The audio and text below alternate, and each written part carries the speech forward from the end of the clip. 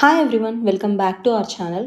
ఈరోజు మన ఛానల్లో ఎన్నో హెల్త్ బెనిఫిట్స్ ఉన్న ఉసిరికాయ పులిహోర ఎలా చేయాలో చూద్దాం. దీనికోసం కావాల్సినవి ఉసిరికాయలు, పచ్చిమిర్చి, లెమన్, ఎండుమిర్చి, కరివేపాకు. ముందుగా ఉసిరికాయల్ని చిన్న ముక్కలుగా కట్ చేసుకోవాలి. ఇందులో ఉన్న సీడ్ పక్కకు తీసేయండి. ఇప్పుడు ఒక మిక్సీ జార్లో కట్ చేసుకున్న ఉసిరికాయ ముక్కలు వేసి, కొద్దిగా సాల్ట్ వేసి కోర్స్‌గా గ్రైండ్ చేసి పక్కన పెట్టుకోండి. నెక్స్ట్ అదే మిక్సీ జార్లో పచ్చిమిర్చి కూడా చిన్నగా కట్ చేసుకొని వేసి గ్రైండ్ చేసుకోవాలి. నెక్స్ట్ ఇప్పుడు ఒక ప్యాన్‌లో 2 ఆర్ 3 టేబుల్ స్పూన్స్ ఆయిల్ వేసుకొని, ఆయిల్ హీట్ అయ్యాక పల్లీలు వేసి ఫ్రై చేసుకొని పక్కకు తీసుకోండి. ఇప్పుడు ఇందులోనే ఆవాలు, ఎండుమిర్చి, కరివేపాకు వేసి కొంచెం వేగాక పచ్చిమిర్చి పేస్ట్ వేసుకొని ఫ్రై చేసుకోవాలి. ఇది కొంచెం వేగాక ఇందులోనే 1 టీ స్పూన్ పసుపు వేసుకొని పచ్చివాసన పోయేంత వరకు ఫ్రై చేసుకోవాలి.